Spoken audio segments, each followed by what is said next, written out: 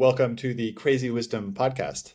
I've got Michael Jagdeo here, and I actually forgot to ask Michael what he does. So, welcome to the show, and feel free to introduce yourself. Thank you. Hello, everyone. My name is Michael Jagdeo, and I Jagdeo. am a headhunter launching startups with Exponent Labs and the Syndicate. Very cool. So, headhunter. I assume that headhunter means executive, finding executives, but it's like a loosely termed term for recruiter, right? Because it also just goes into recruiting in general. hmm Exactly. Cool. Um, Recruiting for me is kind of, um, I actually started out in headhunting, even though I didn't know that's what I was doing, because I had a co-op. I went to the University of Toronto, Uh, and I had a co-op uh, to recruit actuaries, oh, financial engineers cool. that did the financial modeling for What? insurance companies. And then I moved into technical support and IT recruiting, right? But as I progress in my career, people have been asking me to find very specific people. Interesting. Sometimes they'll even tell me the name of the person. And then, but how do they, well, so how do they recruit you to do it? The first step is failing to find the person themselves, Interesting. and sometimes that can happen for years. Hmm. Yeah. And okay, so this is brilliant. So we got actuaries. I didn't even know what an actuary was until you said financially modeling. Did And you it look it up? gets, yeah, well, no, but I like, what, yeah, what is an actuary? Financially modeling is really important. It goes into the history of I've been going on a deep dive as we started to talk about before the show about the start of the corporation because I'm going to write this book hmm about basically where questions come in terms of businesses. And so before I like to do anything, I really like to understand the history of it. And so I've been reading this book called The Ascent of Money, which goes into the start of corporations, but not only corporations, it starts about money. But monies and corporations are inextricably linked. What's your take on the history of it all and like where the accounting, how important accounting is for these different things? I'm also reading a book. Hmm. Uh, it's called The Money Market by William Bagehot. Wow. Okay, I got to write that The one down. money, oh man, Karma Coverage gave me this book from Dark Labs. It's The Money Market by William Bagehot. It's written maybe 150 years ago, and it describes how the London money market came to Mm, rule European finance. mm, And it's about how by becoming experts at lending large sums of capital, mm. large sums that weren't available in industrializing economies, Whoa. that they could take, that they were the only place a country could come to build a railway, for example, because in the countries they didn't have enough coordination or consensus around how capital is loaned out. And Yeah. so everyone had to come to London because they knew that they could get their debt priced. That's a big So one. wild. Well, because I mean that's what I read a book about the Rothschilds, and the Rothschilds did that, and that's how they became so important. And so the Rothschilds did that, and of course Nathan Rothschild, I believe, was the one who was the agent in the UK. And so the UK probably was in some sort of mutual learning, and it brings to mind institutional knowledge because I've been a knowledge management professional now for 10 years, and so institutional, the way that companies learn is through this thing, and I imagine that also applies with large enterprises and large organizations, including the government. London money market, so interesting because they became that, and fast forward to I think it was late 1800s, they repealed the Corn Laws, and that allowed the London to actually Mm, become a giant financial center. but then eventually lose to the United States as New York as the financial center, right? And then New York now is the financial center, but we're doing the same thing as the repealing the corn laws in the United States. And so that's a good question for you. Are we losing it? What do you think? Well, New York just had their election, Yeah. Ooh, right? interesting. Yeah. And um, one of the things about New York is they kind of got the short end of the stick of the Donald Trump Inquisition. Explain that. What is? I don't know. I'm not familiar there. Sure. Yeah. So, like, it's the New York Attorney General that wanted to prosecute Donald Trump, right? Yeah. So, if you look at the relationship between the current administration and New York, strained ties. Now, the other thing you're going to like, the Ascent of Money, the Yeah. money market. Have you ever heard of the TXSE? No. You're going to like this. Yeah. TXSE is the Texas Stock Oh, Exchange. I didn't hear about this. Yeah. Yeah. Interesting. That's a joint venture between Citadel and Wow. BlackRock. About a buck 25, 125 million. About a couple of years ago, very quietly. It's in the news, but very quietly, they said, "All right, you know what? My pet theory is that the wealth from the southern states want a bit more control over the political, legal, and regulatory environment of Brilliant. their equity and debt positions." Well, what do I know? So okay, so the wealth, the so interesting because it's almost like a return of the South after 150 A years. resurgence. Yeah, Hmm. yeah, yeah, yeah. Which I kind of like. So Not because Mexico, the South is trying to take control of the North again. well, that brings a whole other southern equation. I'm here down in Buenos Aires, which is really far south, Aha. so far south that it flips the model because the Argentina is more similar to the northern colonies, Ciao. which is why I feel very at home here because I'm descended from northerners. Uh, But I've gotten kind of fed up with what the northerners have been doing, and I'm now more on the southern United States, kind of like let's stop that, let's stop whatever is going on in New York.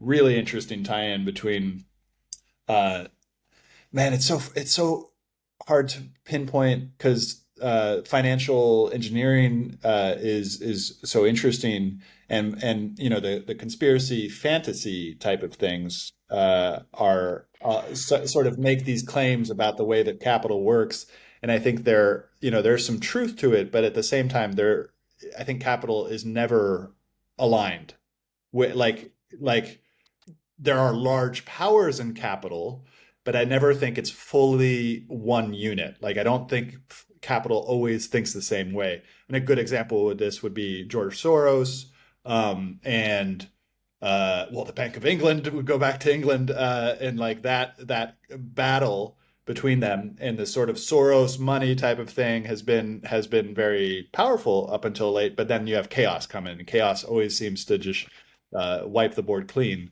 and people who think they have a lot of power essentially lose a lot of power as well. Any thoughts there? so I think of two things. I had to write them down. Mm. I think about paper clips, and I think about the theory and practice of oligarchical collectivism. Ooh, interesting. Yeah, okay. Yeah. So, the theory and practice of oligarchical collectivism is a book hidden within 1984, Oh, great. right? Yeah. And so by Goldstein, Emmanuel Goldstein, Whoa. and he basically posits that the nature of most industries is consolidation. Mm, mm, When mhm, uh, beer, mm, diamonds, uranium, you mm, name it, mm. um, as industries mature, money markets, food even, Whoa. right? These To be efficient, a market consolidates Yeah, yeah, and large players emerge, yeah. right? And so part of me feels that if it is true that the nature, as civilizations mature, is that their industries oligarchize, right? Hmm. Or there's Yeah. an natural oligopoly that's almost driven by economies of scale, Yeah. then if it's true that a cottage industry will naturally emerge no matter where you are, um, then conspiracies are likely to ensue from that. Yeah. And those will be true because once you have a cottage industry, you Monopoly, have right? the, yes, Yeah. exactly, a co-monopoly, a syndicate, a Soho Uh, Shosha, a Keiretsu, Mitsubishi, Three Diamonds, uh, Three Industries, yeah. right? Syndicates form uh, as a result of a stone soup. They can't have a meal without adding ingredients together. They can't Yeah. make the meal alone. And Entropy, so, negative entropy. Interesting. Yeah. and the nature to further drive profits. And so when I mentioned the paper clips, I think that, the criticism of AI and any computer kind of driven system is Yeah. that eventually it'll Cons- allocate all resources yeah. against human desires, Oh. right? Yeah. And so when I look at these oligarchies and these civilizations, um, the way that civilizations expand is by turning other nations into their paperclip makers Hmm. to give leisure to their population. That's well, okay. Well, that yeah. So in the industrial age, leisure to the bourgeoisie and the proletariat. Now we seem to be into another strange place of history where it seems to be messing up. Yeah, go for it. I would love to hear what you think. But the bourgeoisie, everyone in North America is the bourgeoisie compared to the rest of the world, Yeah. Yeah. Yeah. Yeah. right? Yeah. And I don't think the part that I still wrestle with in my mind is that, um, leisure comes out of imperial conquest in Whew. that way, right? The Yeah. American leisure system, Yeah. AC and the It's internet and only all, it's only a factor of their power of the oligarchic system. Yeah. and the fact that everyone was rebuilding for the past 100 years while we were proliferating. Yeah. Interesting. This is very interesting territory. So the leisure, because it is the aristocracy, and we're going into neo-feudalism. Well, actually, a good question for you. Do you think that the middle class is on its way out? Do you think the middle class is going to survive this? What do you think?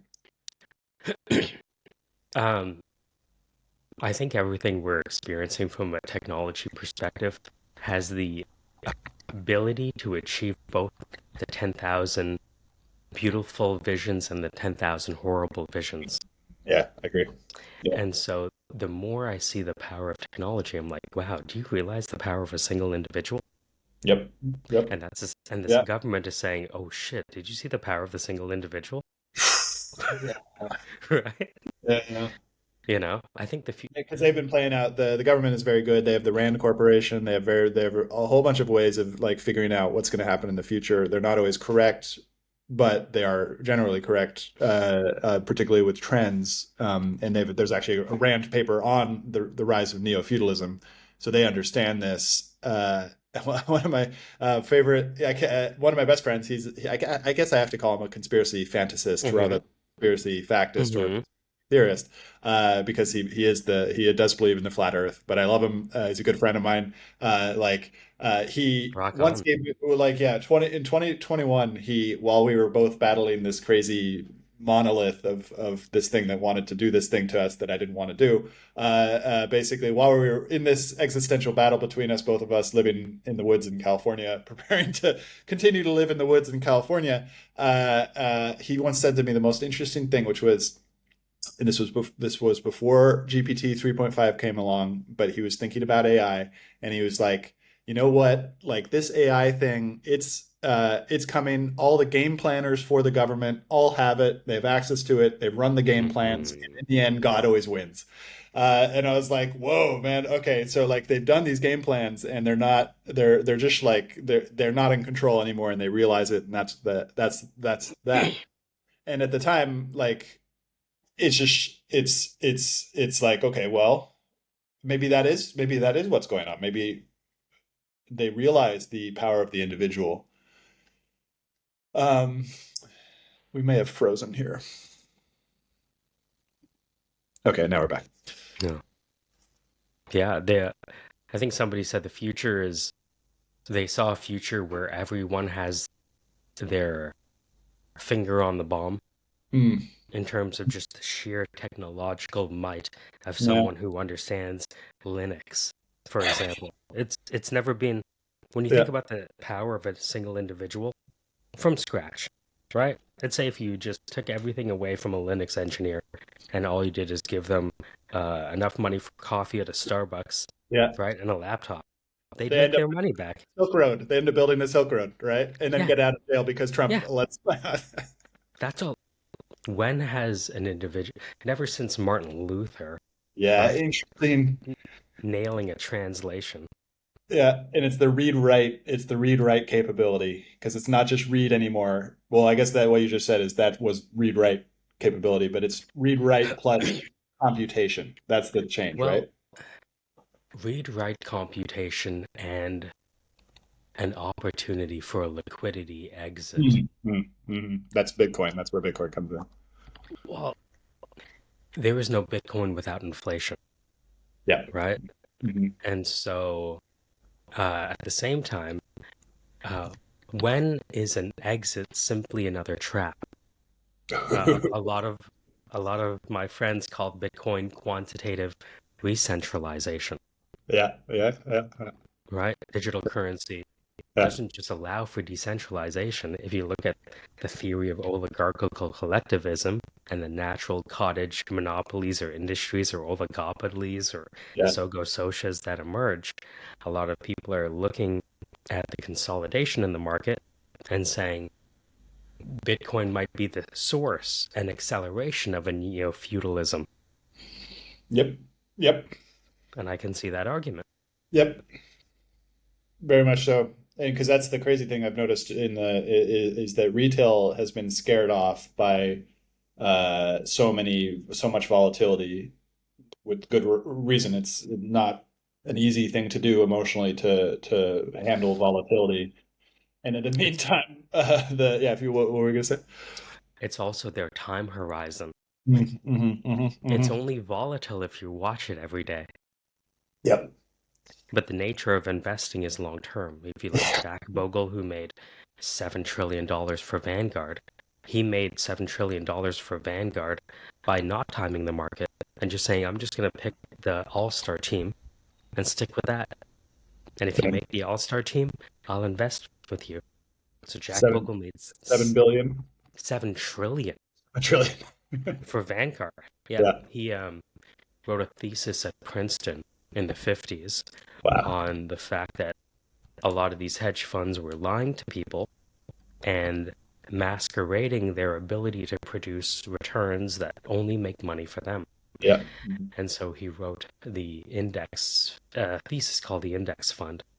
And Vanguard hired him, implemented the thesis, and literally made $7 trillion by knowing that they could not time the market. Which is what they say in finance. They or the finance classes. My friend used to tell me that that's what he learned is like information asymmetry. Unless you're an insider, you don't have the information to make the short term trades. There's all these like arbitrage, quantitative things that you can do with a computer, but Well, the it turns out that the only way these really fancy people can outperform the market is by transferring their losses onto the taxpayers during a bailout. the socialization of risk, which is the whole reason our this was just so crazy that 2008 happened. I've been in the Ascent of And Money. continues to happen. It continues to happen. There's no one went to jail in 2008. Like, look what happened with Robinhood. Robinhood to me was Mm. like a soft bailout because it prevented people from going belly up during GameStop. They halted trading. Of course. And I was like, whoa, Yeah, they're yeah, they're now doing micro bailouts. This is nuts. yeah. Yeah. Micro bailouts. I love that. No, I don't love the fact that it happened, but I love that this is It's the dark, creativity. but Yeah, you it's have yeah, to laugh at it. yeah, exactly. Yeah, it's the I've yeah, decided yeah, a long time ago to smile at the yeah. At tragedy the chaos and because, the yeah. you know, It's everywhere. It's the I mean that's always it's always been that way. Like there's no out of it. Now it's that's what all makes me smile about it. I yeah, don't think these are technological things. These are human things nature. that have existed with us Yeah. throughout civilization, And right? that's the question that's going back in the head back of my mind is that AI feels like a chaos agent in this because all of our it feels like it's a beautiful tool for negative entropy, but at the same time it's also a crazy tool for entropy as well. Hmm. Because it feels like it's this synthetic intelligence, and I'm not sure intelligence is even the right word for artificial intelligence. It feels like artificial knowledge with a bit of artificial action, but not the artificial action in terms of replicating human action yet, although maybe it's coming, but it has to be really bounded. And I still think humans are going to have a big role. But it feels like in these cycles that we're talking about, it enters a chaos agent, as we're talking about in terms of the planning stages. There is no way to plan for it. I don't think. Well, what do you think? Um, every time I do AI work for clients, a lot of the Mm, stuff we do is creating clones yeah, these days. Clones of people, synthetic avatars, voice agents, you name it. digital twins. Digital twins, precisely. Um, I think Roderick had this lecture on fatal strategies by Baudrillard, and he said that the apocalypse didn't come about because of a pandemic or a nuclear war. The apocalypse happened because humans ceased to be the sole reason of things, and the machines took on a reasoning of their own. Mm, And so every time I work with AI, I feel like a traitor to Sarah human. Connor. Oh, Like Sarah, interesting. Yeah, right? yeah, Sarah Connor is doing chin-ups, yeah, yeah, down the hall, yeah, trying to prevent AI, and I'm over here. Hey, you want to clone yourself? yeah.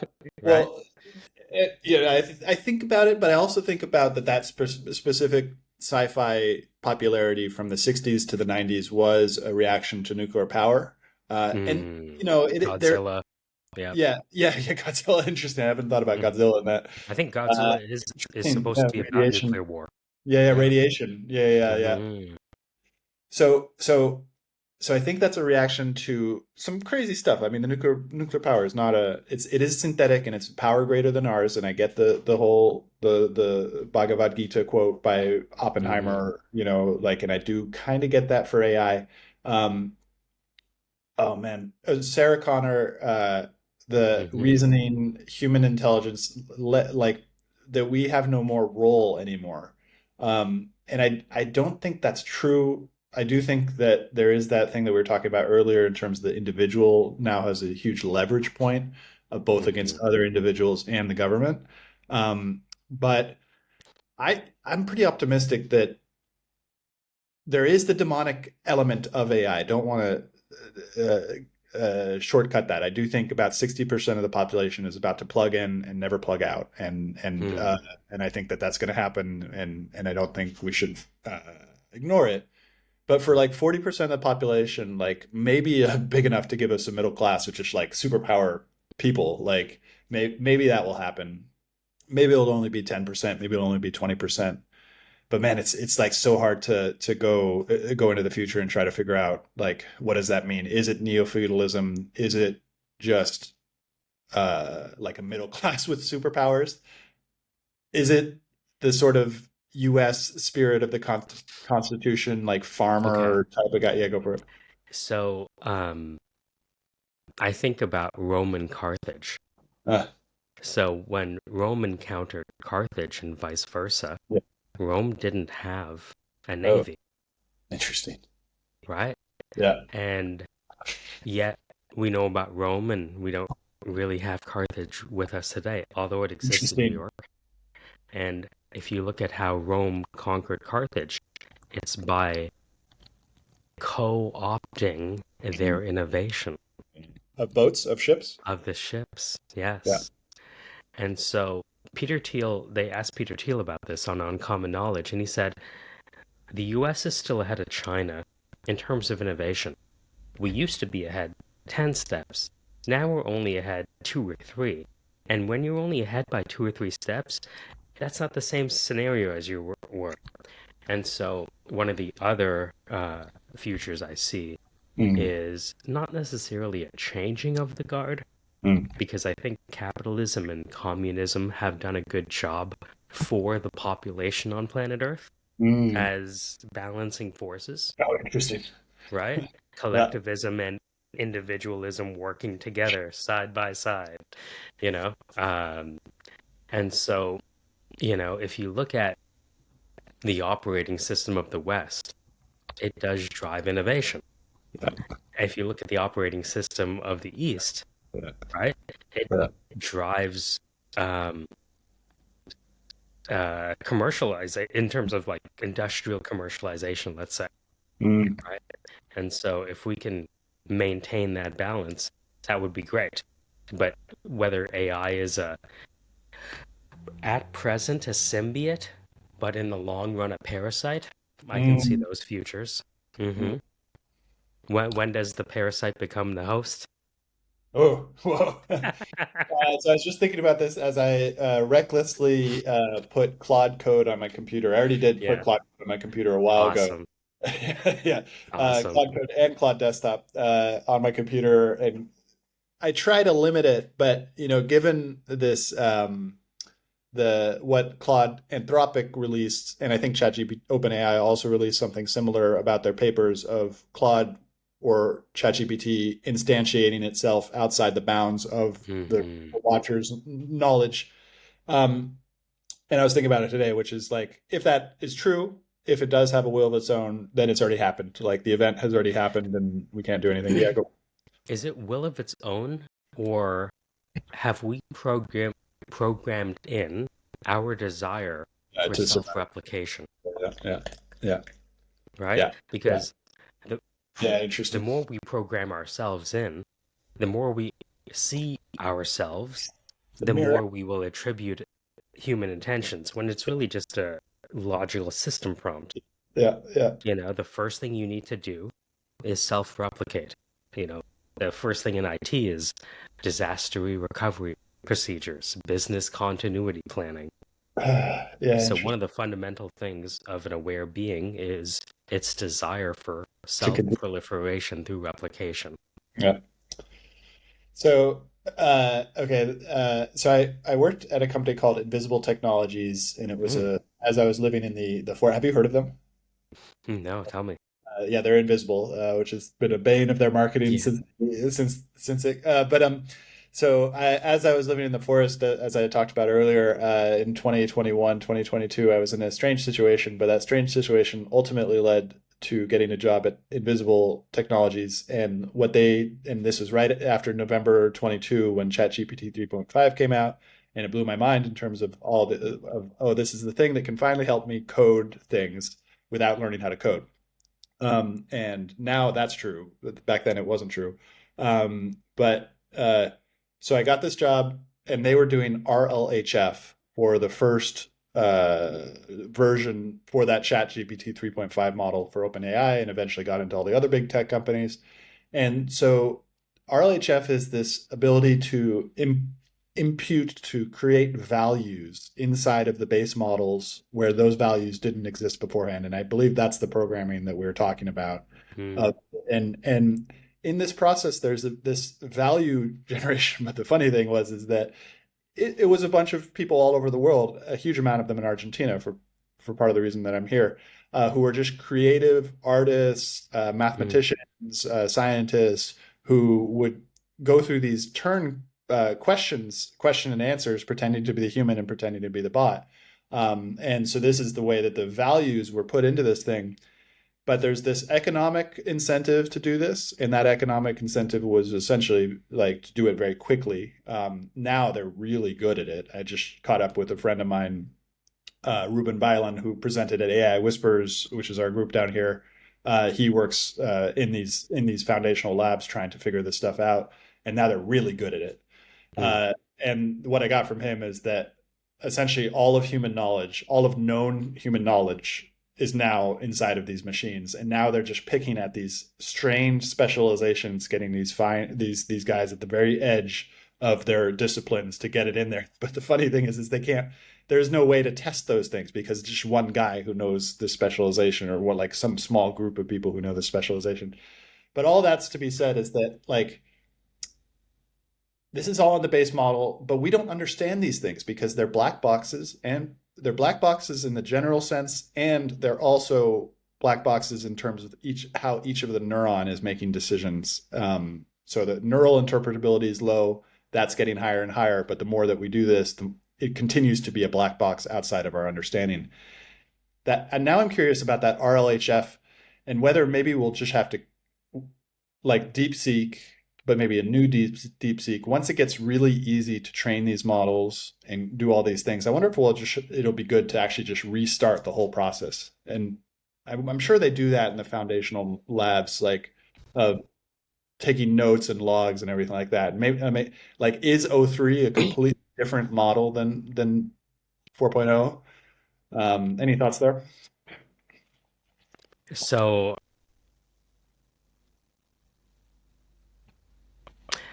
you know that Napoleon quote, quantity has a quality all its own? I think about that in Mm. relation to what we're about to encounter. Yep. So, if you look at what's happening with Jim Keller and his startup, TensTorrent, Jim Cool. Keller built everyone's chips. Cool. Keller. Look him up. And Jim Keller. what's his company's name? TensTorrent. Okay. And so AMD, Intel, Yeah. Tesla, Yeah. Apple, that's Jim Keller's Yeah. chips. Okay. Yeah. Yeah. He Yeah. started his own company Yeah. You when know he something. had a disagreement with the guy who's no longer there at Intel right now. Wow. Oh, And interesting. so he started his own company, and there, to the individual power side, uh, Nvidia has a stranglehold on the market through their CUDA environment Yep. for programming. Yep. What Jim and everyone at RISC-V, RISC-V, which is the idea of open source hardware, Nice. Okay. right, Yeah. Yeah. Yeah. is to Cool. completely, and that's the same thing with Mojo. They Yeah. want to disrupt the Nvidia Jensen hegemony. Yeah. Yeah. Yeah. And so this is where I see, again, those shifting powers, Yeah. because the scale is coming to the edge. That power that used to just Yeah. be monopolized is coming to the edge. And if you look at exponential organizations that are achieving billion-dollar valuations with Yeah. less than 12 disciples, right? You don't need that many people to agree with you to make a big impact. Yeah. Look at Cluely, Yeah. right? Yeah. Yeah. Yep. Okay. Exponential organizations. Do you know? Are there books there about Yes. this? Yeah. So, um, you ever heard of Price's Law? No. Price's Law, it's a kind of, it's the idea that basically fuels recruiting. Mm-hmm. Um, the square root of the number of people in an industry do 50% of the work, right? Now, there's debates about whether it's accurate and how much, but I think we all have kind It's of, an instinct that if you have 10 people in the room, one person is doing most of the work. yeah. Or Interesting. haven't you not experienced that in Yeah. working in small teams before, right? And so, exponential organizations leverages this fact by saying, if it is true that the square root of the number of people in an industry do 50% of the work, Mhm. now that we have open source hardware and Yeah. AI and all of these things to operate as if we were operating at scale, then how do we achieve $1 billion valuation with under less than 12 people? That's what It's exponential organizations are all okay. about. Great. And any books that go into that specific one? Yes, there's a book by Salim Ismail who Okay. was a seasoned, startup and venture executive.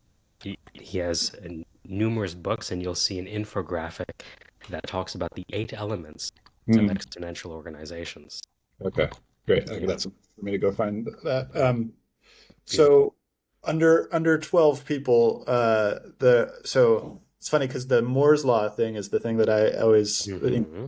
many years now have been like run up against, and it's I've got some great stories about this because I've for many years I've just gone over the world and I've had to interact with various bureaucracies in the world, and in Brazil, I love Brazil, and the Brazilian bureaucracy is number two in the world in terms of the most insane one that I've ever tried to navigate. Follow only by India. India is the number one bureaucracy, and I moved to Chandigarh, India, in 2012, and have some now not so charged, emotionally charged memories of it, but more funny memories now. But at the time, it's always been infuriating. And now I'm down here in Argentina, which is the third worst bureaucracy I've ever involved myself You're with. doing a world tour, huh? You're like Anthony Bourdain of bureaucracies. Exactly. Yeah, yeah, yeah. The craziest one was trying to get a motorcycle from Cologne, Panama to Cartagena, Colombia. Being the part of Cologne was interesting alone, but that was not as hard as getting the motorcycle out of Cartagena, and just the hours and hours and hours in this hot environment, like trying to convince the guards to just let me have my motorcycle. Not only the guards, but the admin inside of the shack was really interesting. But lately, this has been Argentina, and all the Argentine judge, I want to get citizenship for Argentina, and so all the judges in Argentina, they say you should just do this yourself. You should get through the bureaucracy yourself. So it's like, okay, I'm going to do it. I'm going to get through the bureaucracy. I have so much experience with bureaucracy. I'm going to get through the bureaucracy. And I was handed my shirt back to me by this bureaucracy. I decided to get a lawyer because I gave up. There's just like a year of so much wasted time trying to navigate this bureaucracy. And the reason it's not only governments, it's also inside of companies that once you get above 150 people, it just turns into a nightmare for people who like to have a direct relationship between the work that they do and the output. And I'm sure I imagine you know who Ronald Coase is, given the Price's Hmm. Law thing. Like why doesn't one, given all those efficiencies, why doesn't one company own everything? And yeah, yeah. Because they treat the talent bad. Mm. If Once it's they get to one that thing, size, though, right? if Because it's there's no one, choice not to.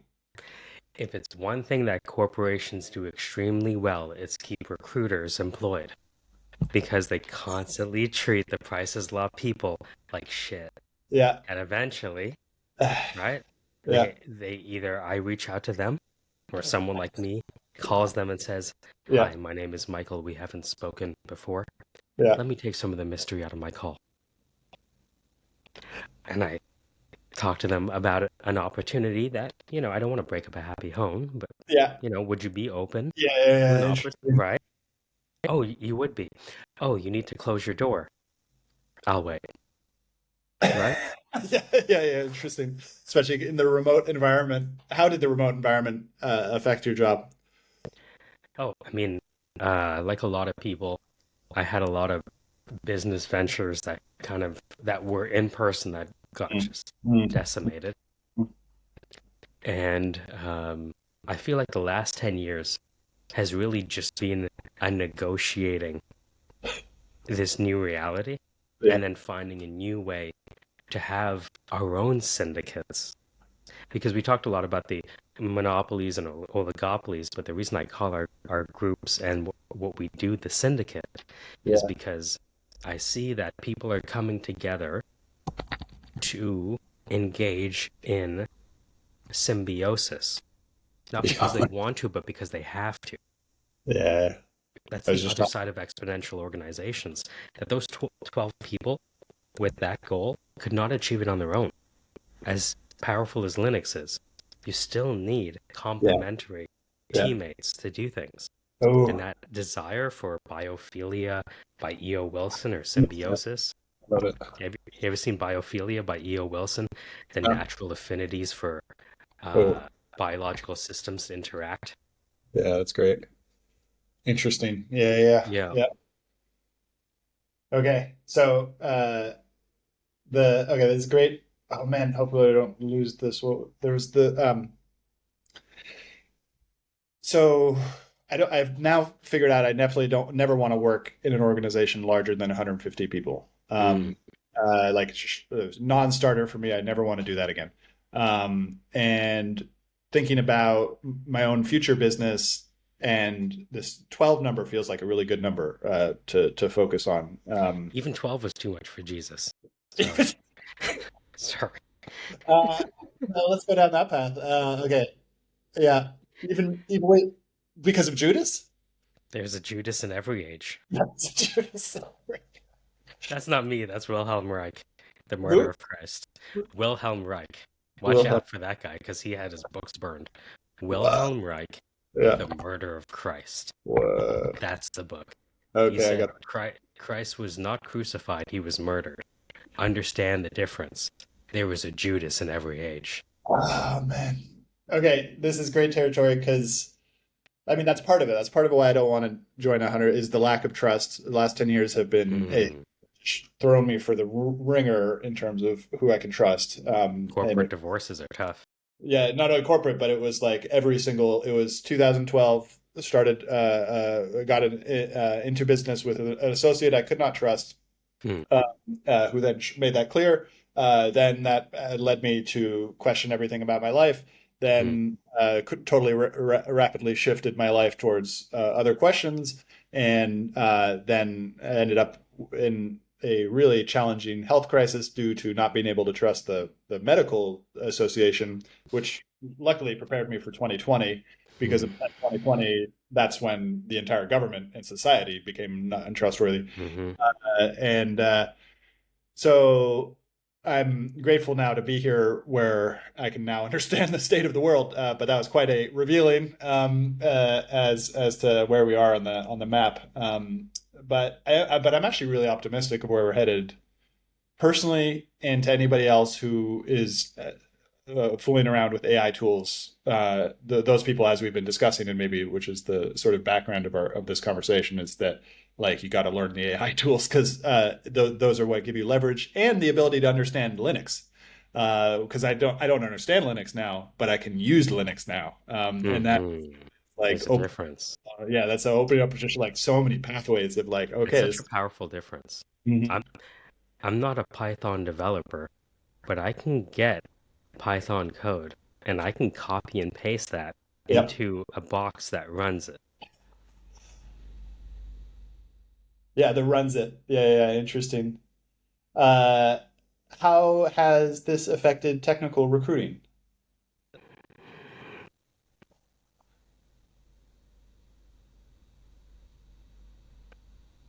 I feel that if you're going to recruit people, um, you have to be able to attract people. Mm, And to attract people is, I mean, there's many ways to do it, but one is servant leadership, mm, right? Or by mm, serving people, you attract people. mm, mm. You ever hear the story about the stone soup? No. So this is the paradigm that I use for recruiting. A guy who started a nuclear company told me this story and laughed. A man is starving, starts begging for food, nobody gives him food. So he goes to another village, starts begging for food, nobody gives him food. With his last energy, he goes to a third village, and this time he switches up his strategy. He finds a big cauldron, fills it with water, puts a fire underneath the cauldron, starts boiling the water. Then he finds a large stone and puts a stone at the bottom of the cauldron. By this time, a woman and her son notice what's happening, and she asks the man, "Hey, what are you doing?" And he goes, "I'm making a stone soup." And she goes, "Oh, that sounds delicious. Can I have some?" And he goes, "Sure, just add an ingredient." And one by one, everyone in the village added an ingredient, and that's how a man fed himself and saved himself from starvation and fed the rest of the village at the same time. That's how I look at recruiting, where people have a desire to achieve things that are beyond their personal capability. And if you can offer them the opportunity to combine their ingredients with others, everyone can eat. And that goes deep into this thing you mentioned about communism versus capitalism, which is collectivism versus individualism, which is that it's not an individual, it's not just an individual. That just it's an imaginatory, it's as imaginatory as believing everything is just a group as well. So here's another thing to look up: Octalysis by Yu Kai Chu. So if you look up the Octalysis framework, OCTALYSIS, Octalysis framework, or if you look up the user type hexad, I can provide these links after, you'll see models of gamification where they've observed how people play games and have noticed that people are driven by purpose, mastery, exploration, socialization, change, and rewards. And so the idea is, if you want to get people involved, give them a puzzle. The idea is that people play the same game to solve different puzzles. Some like interpersonal puzzles, some Mhm. like points, badges, and leaderboards. Others like trying to speedrun and break the game. Others just want to collect all of the things. Yeah. Others want to grief or coalesce and lead large clans, Yeah. like in World of Warcraft. Yeah. And so they're all playing the same game, but for different core drives. Yeah. And so if you can understand the complementary core drives that go into an exponential organization, now you're intelligently team building. Not just trying to find the best developer, but the best developer that also fits with the team. Because it's not Jordan, it's the triangle offense. Yeah. Phil Jackson won with or without Jordan, but he kept the triangle offense. This is funny because I was just my basketball game. It was actually started by a guy from Toronto down here, and it's basketball is my what keeps me sane. And finding a game that happens during the day is really hard because all the Argentines they all do Mm. things really late at night and past my bedtime. And so started by a Canadian, but now the Venezuelans have taken over, and the Venezuelans on Sundays they play with a zone defense. And I'm Mm-hmm. close to 6 foot, or I'm close to 6'6", basically 198 centimeters. And my zone defense completely makes it not fun for me because I can't do what I normally do, which is use my size and everything like that. And it's exactly what you said. And I remember from the reason why I like pickup games is because nobody plays zone defense. Uh, Mm-hmm. in basketball games, in the higher levels of basketball game, they always do some. They never play man on man because the zone defense shuts down the court, shuts down the like, and you need more than one person to do the zone defense. And so I think that's like, and yeah, it reminds me of another story I won't go into, um, but yeah, really interesting stuff. We got about 10 minutes left. Anything, anything that comes up there? So many good book recommendations that we've talked about. Um, yeah. Um, the other book I would say is The Act of Creation by Arthur Kessler. Mm. Um, when I did stand up, I learned that it's hard for people to disagree with you when they're laughing. Interesting. And I've leveraged that fact in other areas now in recruiting, sales, and what have you. And if you read the first 100 pages of The Act of Creation by Kessler, you'll see his thesis on the act of laughter itself. Oh, He said that every expression can be couched as a joke, a logical statement, or a work of art. oh man. Okay. Logical statement, work of art. Oh, I love it. Every statement. Well, I guess there's another one there, which is because it can also go emotionally bad. Like it can also go towards anger. And I don't mean to say anger is bad, but like Yeah, go for it. So one of the forces in the book is this bathos, Mhm. going from the sublime to the joke, Oh, love it. making fun of the religious. And so Yes. there's connections and Yeah. little lines that exist between these things. Yeah. And that one's a tough one because we now live in a globalized world. I love God, I love spirituality, I love religion for the most part. But there is this element of religion that really gets to me, which is the dogmatic. I Mm. mean, but it happens in things that aren't traditionally called religions, but are also religions like scientism, which turn it into a belief structure, and so have the same thing embedded in it. Which is, yeah, go for it. I look at religions like operating systems, Mm, right? So if you look at Greek society, when they were young and less mature and more agriculturally driven, they worship Hestia, the goddess of the hearth, and Zeus. mm, But when they industrialized and imperialized, Athena and Ares took over. mm. And so, to me, it's the civilization and the population that choose which god they worship, Yeah. the god of their own understanding, which is really the god of their own incentives. So Mm. they don't realize it at the time. Yep. Yep. It's the same as the individual as well. The individual can kind of go through a similar process in terms of what they value. So Comte said there are three stages. We go through, well, we go from nature worship to polytheism to monotheism to metaphysics to science and philosophy. And religion seldom survives philosophy. The challenge is art is built on the religion. So when you displace the religion with science, you lose the art that Yeah. lived off of it. So where does that leave us in terms of Western civilization? So if you look at the cyclical nature of things, Yeah. Nietzsche says God is dead, Yeah. and Jung says, yes, he dies every so often, or haven't you noticed? And so this whole movement towards touching grass and Yeah. being one with nature is a natural move from getting fed up with the Iron Man Marvel movie and scientism to going back to nature.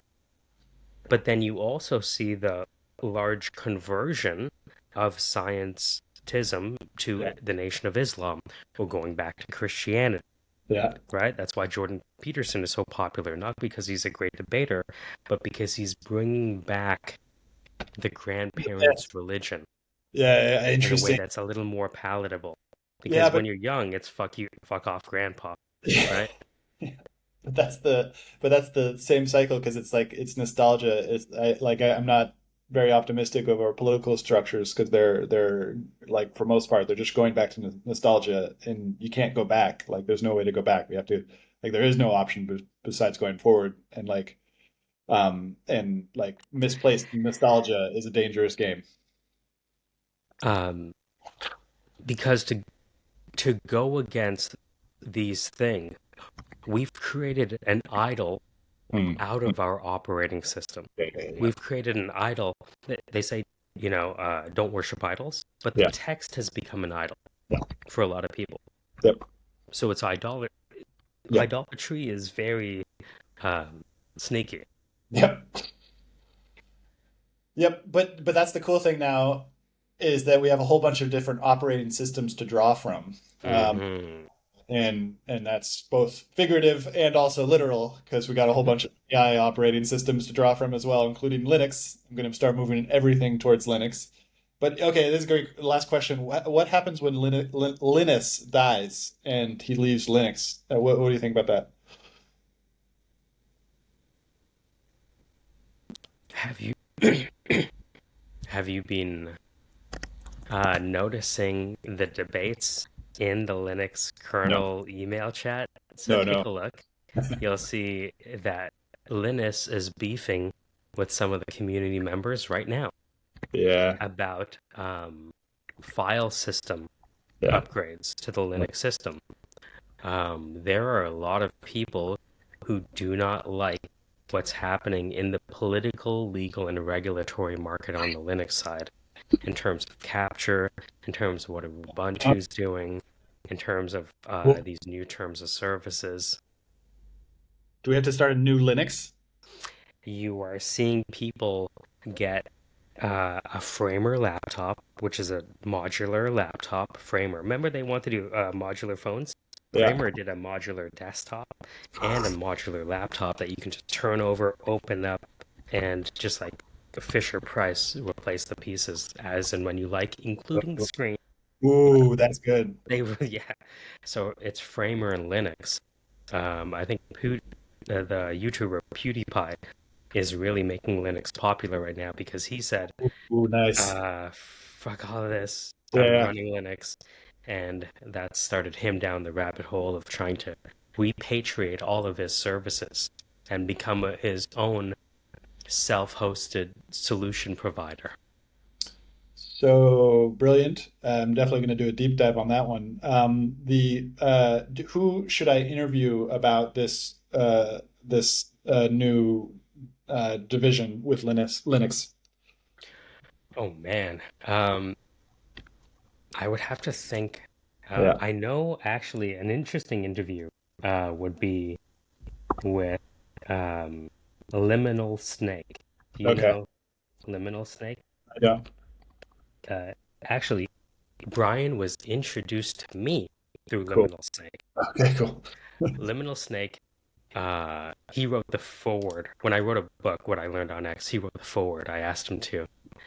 And in the foreword, he writes, X is a sea of Narcissus. And he told me that everyone has an epistemic center, but most people never move theirs. Whoa. Moving an epistemic center. That's He good. said, everyone has an epistemic center, most people never move theirs. And Yeah. the other thing he told me is that if God grants you the ability to turn a curse into a blessing, then Ooh. wander the land collecting curses. He understands Linux, and so he's at Dang it. Liminal Snake. I You'll love will. him. Yeah. Genius. Yeah. Genius. Genius. So thank you so much for coming on the show. How can our An listeners honor. find more about you? Um, you know what? If the vibes are right, you'll find me. I'm out there.